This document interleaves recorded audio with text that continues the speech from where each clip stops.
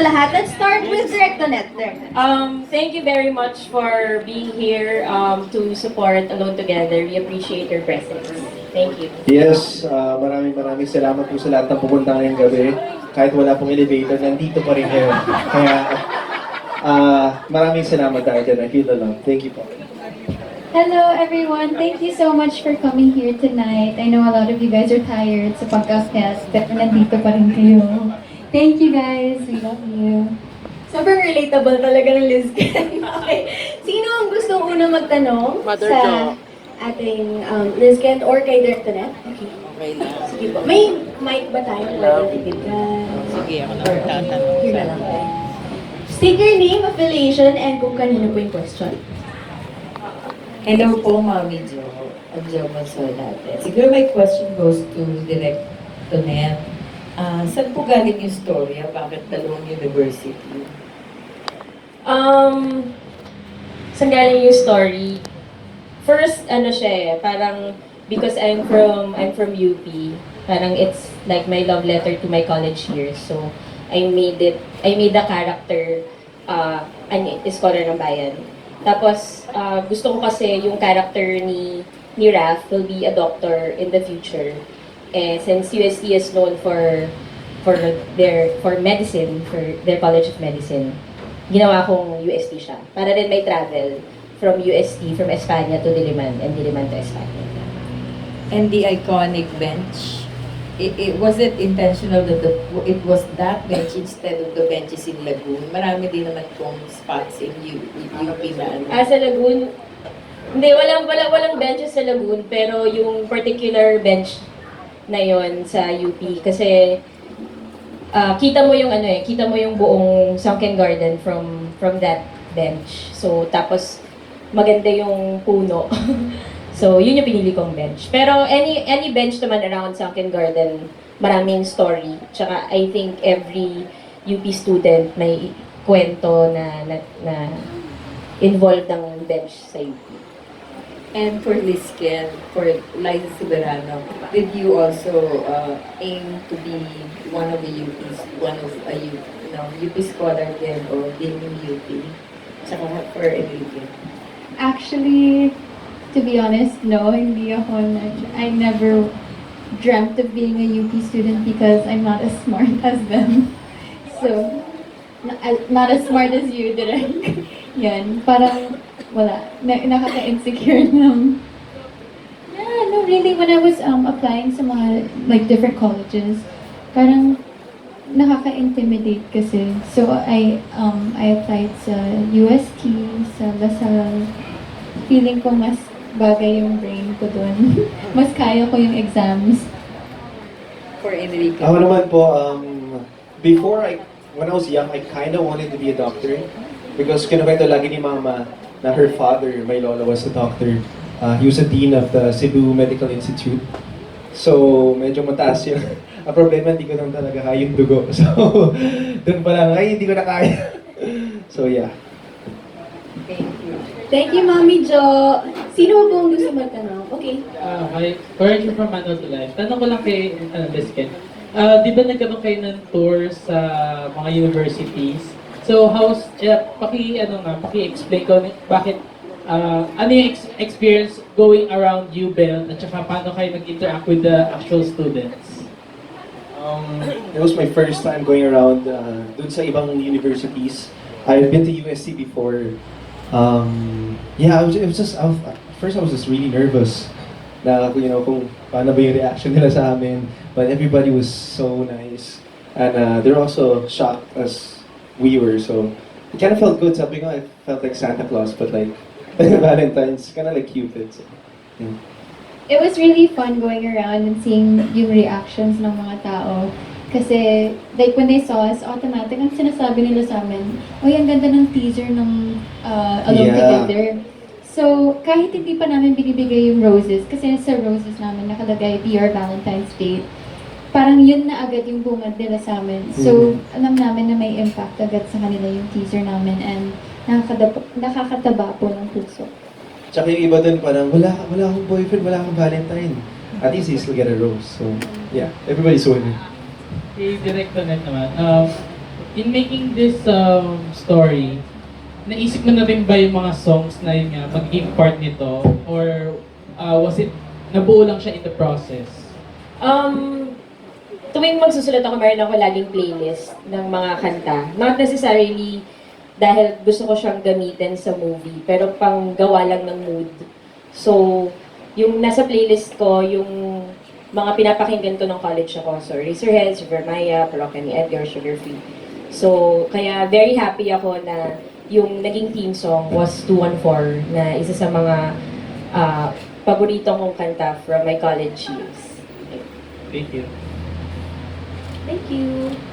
Jerry Olea from PEP. Direk, kumusta yung pakikatrabaho mo kina Liza at saka Enrique? Lalo pa nag-shoot kayo sa New York.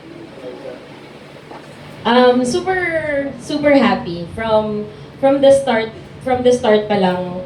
Natuwa ako sa dedication nila sa immersions kasi nag-immersions kami, nag-interviews kami with the doctors, UP students, art studies majors, tapos nagpunta si Ken sa PGH tsaka sa East Ave. Yeah.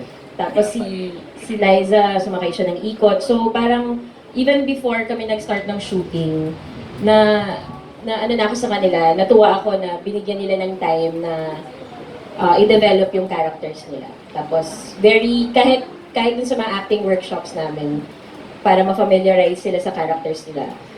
Even yung acting coach nila, si Jay Cruz, he was very impressed with Ken and Liza. Kasi, ayun, very smart actors sila talaga. And very vocal kung ano yung nararamdaman nila sa eksena. So, super happy ako. Parang napaka-smooth ng shooting ninyo, Direk. Kahit nung nag-New York kayo, kumusta sila ron?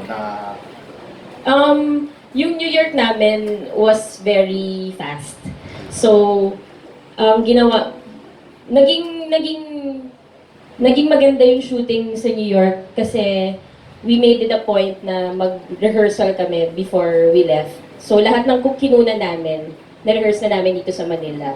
So, parang ang naging kalaban na lang namin yung weather kasi pagdating namin doon, umuulan and very malamig. So, Okay, kay Enrique at Liza. And when naikwento mo last September sa Peña Francia na mga 3 or 4 projects ang present sa inyo, bakit ito yung napili ninyo? Well, when we were reading the script sa phones namin, hindi pa nga kompleto yun eh. So when I was reading it lang, parang, teka lang, ano nangyari sa dulo? Parang nabitin ako. So I started to call them, may ending na ba ito? Wala pa daw. So just that feeling, you know, parang for me to ask and go out of my way to ask and really played a big role. And I really like the story. It's different. It gives you hope kasi. So, you know, sa ending. So, it's hard to explain. Basta when I read it, I felt it. I liked it. Ibang-iba ba ito sa mga nagawa niyong projects before? Well, based on maturity sa mga characters po namin sa course ng movie, yes. Yeah. It's really different. Kay Liza. Bakit? Liza. Liza. Yeah. Ito napili mo. Napili niya. Well, lahat naman po ng in-offer or pinitch po sa amin, lahat magaganda po yung kwento. But particularly with this story, I guess it was how it made like my heart race. Wow. It made, no really, I'm not lying. It really made my heart race when I was reading it. So like, for me to like work up all that excitement, sayang naman if I don't do the project. So that's why we chose Spoliarium at first, but now it's Alone Together. Yan po. Sabi na nga ng manager mo si OG Diaz, mas nakikilala ang isang tao pag nakakasama mo ng matagal-tagal sa abroad. Natuwa siya ang bait-bait mong araw doon. Na, Ganun po. ano yung mga na-discover pa ninyo ni Gwen sa isa't isa nung nag-New York kayo? Kumbaga na-convince nga si Ogie na mahilig daw talaga kayo sa aso. Actually, wala kaming bagong like na-discover sa isa't isa. I guess kasi parang 6 years na rin kami magkakilala. I mean, magkatrabaho. So, parang it's hard to like really pinpoint kung ano yung mga bagong discoveries sa isa't isa. Hello? Pero po, yeah, mahilig talaga kami sa aso. Ang na-discover ko kay Tito Oji, kasi siya yung first time ko lang makasama sa ibang bansa. Ano siya, kuripot, tapos, hindi, generous po si Tito Oji, as in, like, yung makeup artist ko, tsaka yung isang hunter na kasama namin, nagbibigay pa siya ng, alam mo yung parang pangkain or like pang pasyal. So, even to me, kapag nag-a-abroad ako, like for my birthday trips, nagbibigay talaga siya sa akin ng gift pang shopping ko or kung ano man.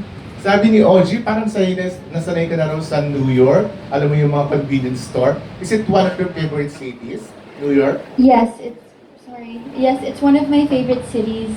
Nag-vacation po. Actually, nag-ASAP po kami doon before, tapos nag-iwan lang po kami. So that's why medyo familiar na rin po ako. Okay, thank you. Thank you. We have a question over there. Correct. May pabaon na question yung editor namin from ABS-CBN Lifestyle. Hi. Magandang question niya from Mr. Barry Vilor. So most UP students are known to have big revolutionary dreams, with them wanting to change the system. It's the same case with Liza's character, who graduates art studies seeking to be a museum director, and then she changes careers along the way as a corporate professional. So maybe you have a symbolism behind this, and as you can you also narrate your own experience as once a UP student, and how did this journey influence your storytelling with this film? Habang susulat ko kasi yung kwento, parang binalikan ko yung time ko as a student, as a college student, na feeling ko pinagdadaanan ng halos lahat naman in college, na when you're in college, you feel like you can change the world. Parang you're invincible. When you graduate, papalitan ko yung sistema, hindi ako papalamaw sa sistema, gagawin ko yung tama, ganon. But we find that college grads, fresh grads, become disillusioned when they face the real world. So, yun yung tinatakil ng movie. They are in that period of their lives na bumabalik-balik sila sa time na when they were in college. Not just UP, but college in general. Na ibang-iba ka nung college ka sa kung ano ka na ngayon. Ibang-iba yung kung sino yung taong pinangarap mong maging dun sa taong naging ikaw. So paano mo ma-relate yun sa pag-change or pag-evolve ng storytelling mo from like your first movie to this movie? My first movie was an independent film, a mockumentary. Tapos yung mga next film ko were love stories, may comedy. But before, nung kaka-start ko pa lang, I would make movies na gusto ko siyang gawin, kasi gusto kong gawin yung kwento na yun. Parang it was for being self-expression or being selfish in a sense. Pero this is my 10th movie, and parang through the course of the 10 years, parang medyo na-realize ko na cinema is a powerful medium, na I was given this chance to tell a story. So, I was given a chance to tell love stories before. And now, I want to make a story, na love story, na more than just a love story. Na, yun, to take that challenge na they will watch a movie and spend 250 pesos. Not just, and come out of the theater, kilig and happy and umiyak or nasaktan. But also, something more than that, those feelings also. And for Liza and Enrique. Yes, sir. So I guess you've also had your share of disillusionment sa pagdating sa, well, I guess dito hindi from school, from your career na lang, so you can relate it to your own personal careers. How can you relate yung experience, personal experiences nyo to the experiences of your character in the film?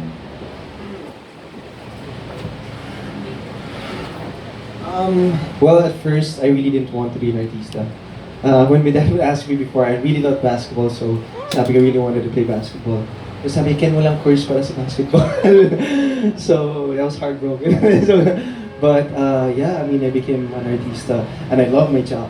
And, if I didn't really get into this industry, I wouldn't really know how beautiful and how amazing this job is. So, both ways eh. Inclined naman to my character sa movie, I really haven't experienced much like Raph. One thing, I didn't finish college. I only went for one sem. But I have this best friend, which his name is Raph. And he already saw the first interview. Sinabi ko na whatever yung pinagdadaanan ni Raph dito sa story na to, sabi ko, it's exactly like him. Pati yung pangalan, Raph din. So sabi, bro, nung binabasa si bro, ikaw to. So, doon ako nakarelate sa mga kwento niya sa akin. Yeah. Ako naman po, I didn't want to be an artist also. No, I was really shy before. Tapos parang hindi ko lang nakikita yung sarili ko in this line of business. I wanted to be I wanted to be a lawyer for for some time. But I always knew I wanted to work with people. That's all I knew. But now I want to be a psychologist. Pero right now I'm an artista. But I'm also studying on the side. So parang when the time comes, I want to fully focus on being a psychologist maybe, or write some books about it. I don't know, something like that. In line with Christine naman, parang I think I can relate to her a bit because there are dreams that I have na hanggang ngayon hindi ko pa rin natutupad. But I'm still working on it because I'm not dead yet, so may chance pa ako. Thank you. Thank you, Mr. Jeffrey Hidalgo. Okay, next